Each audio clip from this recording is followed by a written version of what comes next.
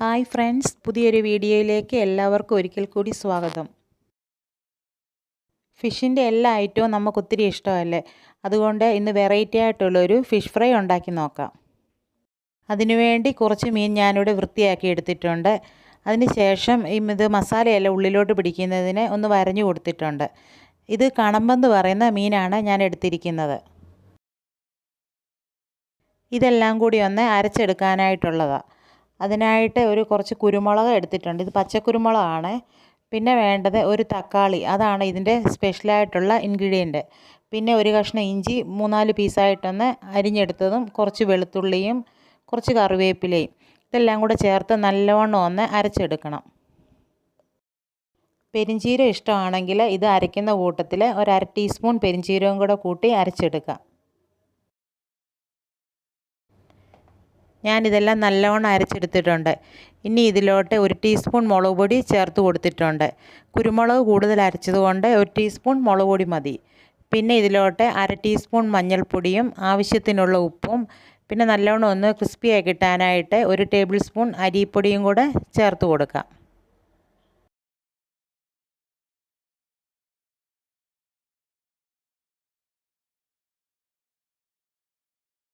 ഇനി ഇതെല്ലാം നല്ലവണ്ണം ഒന്ന് മിക്സ് ചെയ്തെടുക്കാം. ആവശ്യമുണ്ടെങ്കിൽ അല്പം വെള്ളം ഒഴിച്ച് മിക്സ് ചെയ്യുക.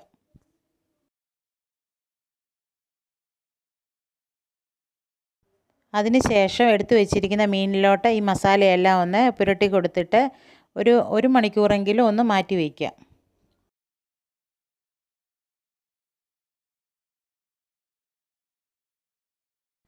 ഇപ്പോൾ കുറച്ചധികം നേരമായിട്ടുണ്ട്. ഇനി ഇതൊന്ന് ഫ്രൈ ചെയ്തെടുക്കാം. പാൻ ചൂടായി വന്നതിന് ശേഷം കുറച്ച് വെളിച്ചെണ്ണ ഒഴിച്ചു കൊടുത്തിട്ടുണ്ട്. വെളിച്ചെണ്ണ ഒന്ന് ചൂടായതിന് ശേഷം മീനെല്ലാം ഇട്ടൊന്ന് ഫ്രൈ ചെയ്തെടുക്കാം. മീൻ ഫ്രൈ ചെയ്യുന്നതിന് വെളിച്ചെണ്ണയാണ് ഏറ്റവും നല്ലത്.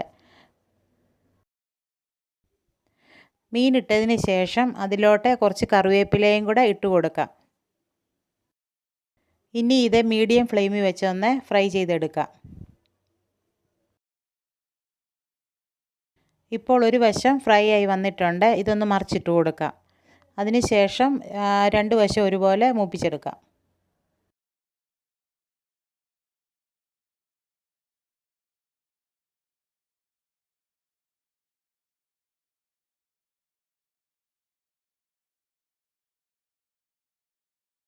ഇപ്പോൾ 2 വശവും ഫ്രൈ ആയി വന്നിട്ടുണ്ട്. ഇനി ഇത് എണ്ണയിൽ നിന്ന് കോരി മാറ്റിയതിന് ശേഷം ബാക്കി ഇരിക്കുന്ന മീനും ഇട്ട് ഫ്രൈ ചെയ്തെടുക്കാം.